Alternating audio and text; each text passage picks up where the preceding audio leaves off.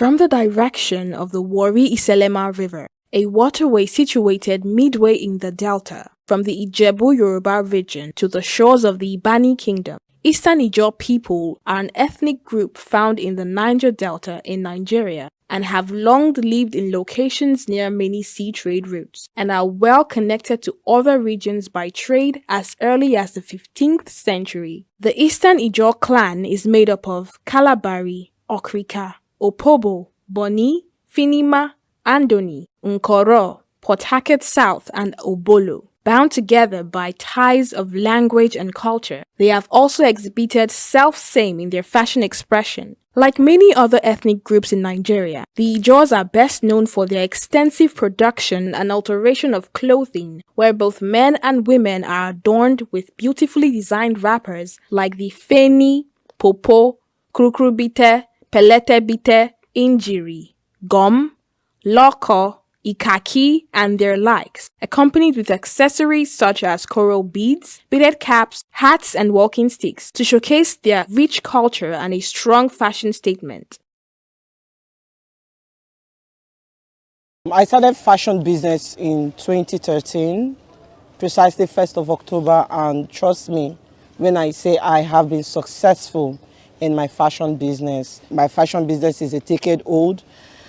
But I knew that something was missing. I knew that I wasn't being fulfilled. Something was missing, something was wrong. I decided to embark on a journey to my ancestral home, which is, I'm from Okrika.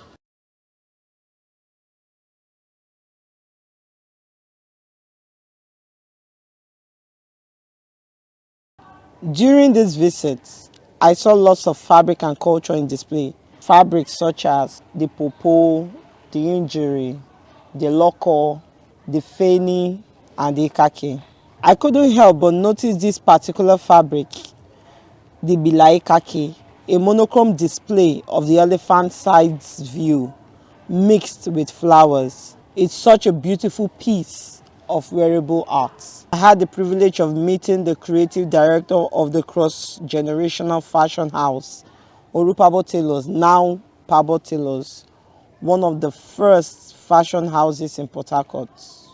The Feni in particular, usually called flannel, originated from the West. In the pre-colonial era, our the people who later became our colonial masters brought this during the transatlantic slave trade era. They bring these fabrics as souvenirs to our chiefs as gift as they do their trade. This was how these fabrics migrated into our domain.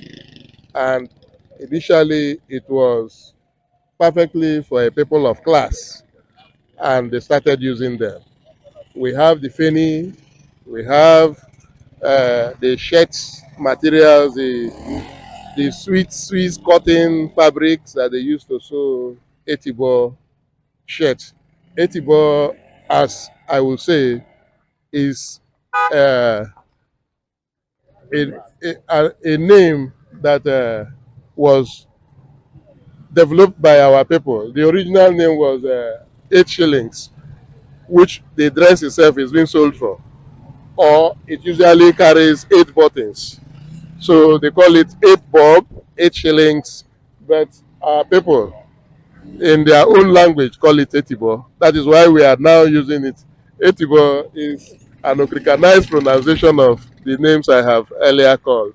You have the jumper, which I'm putting on now, which is for actually for chiefs. It was initially for the chiefs, the people of class in the society, which they put on, and the wrapper from the origin has been our own form of dressing. So we use wrapper, which later developed metamorphosed into jumper suits when we added trouser instead of wrapper. The Etibo shirt has been there for the common people in the society, young men, and for the rich families, but today it is open to all of us for our customary consumption. I still wanted to know more from different points of views, and I then met the 82-year-old historian and fabric vendor, Madam Lawson. Her business has survived 3 generations. Our people those time, the compound get plot. This one, which name? Na our plot. This one, na our plot. This one, na our plot. The compound plot. Na them they name the. They weave am. They show them. This one, now compound, our compound. Na im get am. Na im dem come name am too. Okay. So dem go tell that one na Bela compound people. Na dem get this cloth. Na dem call am Bela. Bela people. The compound, that compound people. Na dem get am. So na dem name am too.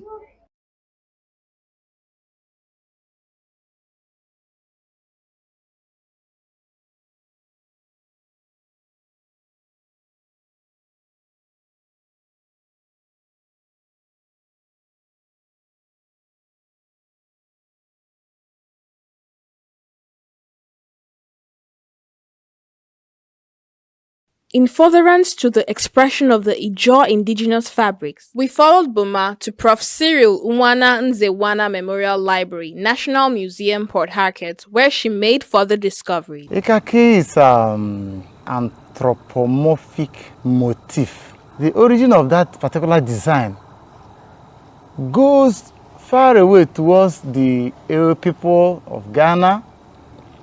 You know, the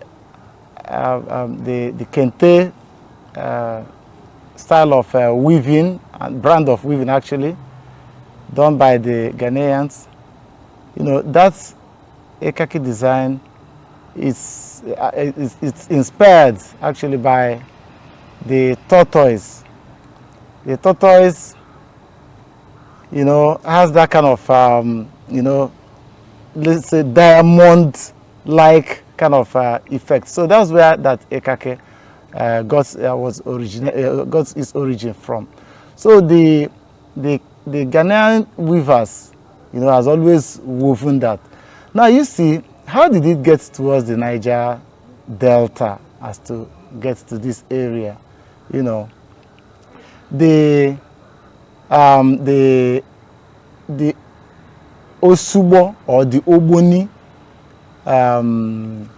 society of the Yoruba, you know, they adopted that design, considering its significance of the tortoise and wisdom, you know, if you understand what I mean, and trickery, cleverness, you know. So those are some of the, you know, the characteristics, you know, they ascribe to that, the tortoise, and then the IKAKI which it represents. Now the design began to move because of the the coastal trade, you know, between the, you know, the coast, the West African coastal trade, actually, Ghana, you know, Benin, you know, Lagos, you know, and so on. So that was actually how it went that way until it got to Lagos, and also found its way into the Niger Delta. When I'm talking about the Niger Delta here, I'm talking about the Eastern Ijaw. Eastern Ijaw may readily comprise maybe the Kalabare, the Nembe, Okrika, Ebani, you know, that's where it came that way. And when it came towards this area, the Ijaw people actually adopted it and authenticated it as, you know, as forming part of their cultural environment, and has some good significance in their royalty. And you know, when they want to do their coronation, you see the IKAKI design would be used to drape, you know, the background, or even the the attire that the royal, you know, character will be putting on. It forms part of his robe, you know, or royal regalia, as it were. So the IKAKI, that's how it got its own towards this inside. But we will not only stop there. The IKAKI now, when you have to do what actually amplified it around here, because when you check, it's on that strip woven cloth, like the type that, you know, came from the kente, you know, area, I mean, a style of weaving from there. That is the strip woven type. It's not the broad type.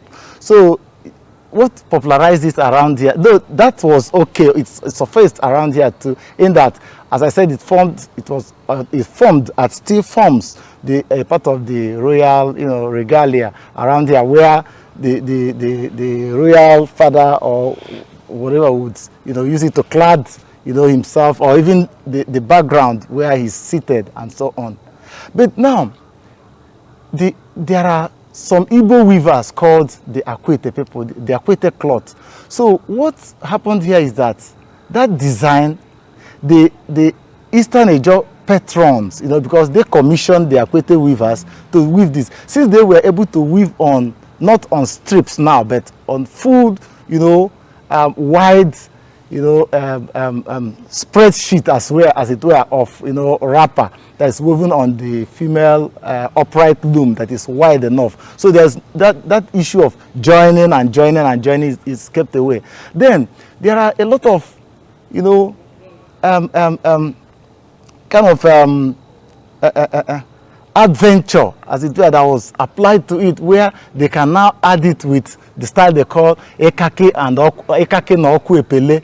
IKAKI and the Okuepele is, you know, it gets its own inspiration from the normal draft that is being played, you know, the draft that men play, you know, that kind of arrangement of, you know, rectangular squares arranged in, you know, that kind of order. So they combine it with that IKAKI, which is like that forms that kind of diamond, you know, shape and so on. So the IKAKI design is unique. So the Akwete weavers have been able to fuse that into their, you know, collection or their arsenal of motifs and you know, symbols, and they now churn it out in, you know, very, very numerous, you know, quantities as the commission keeps coming, and they will continue to weave. So that is how it has gained its prominence and acceptance around the Eastern Ejo.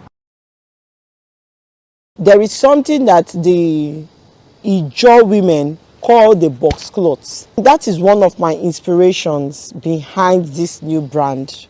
Why will these beautiful fabrics end up in our mother's boxes? If these fabrics are in our mother's boxes, how do we then try to promote our fabric? How do we then try to promote our culture? I decided to raid my mother's closet because I know that she has some fabrics there that I know for sure she has not tied any of those fabrics in 20 years.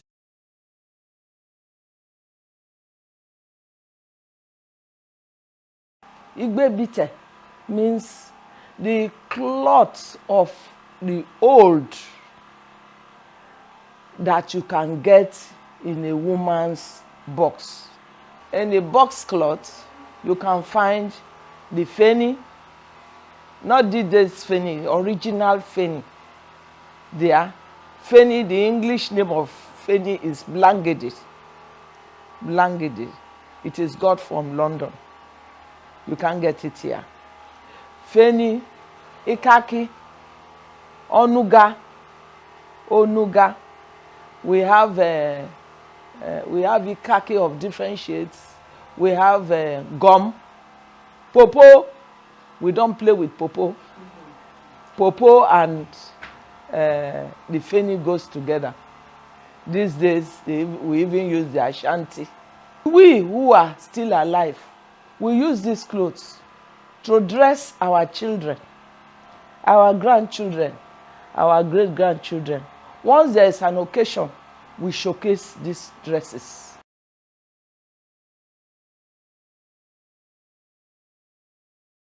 Having been inspired by my fellow wearable artists like Deola Sagoe with what she's doing with the Ashoke fabric, and also Amy Casbit with what he is doing with the Akwete fabric. I feel proud pioneering the reintroduction of the IKAKI fabric, the cultural identifier of the Ijaw people, the fourth largest ethnic group in Nigeria. I am Boma Ogidigbe, and this is my Niger Delta fashion story.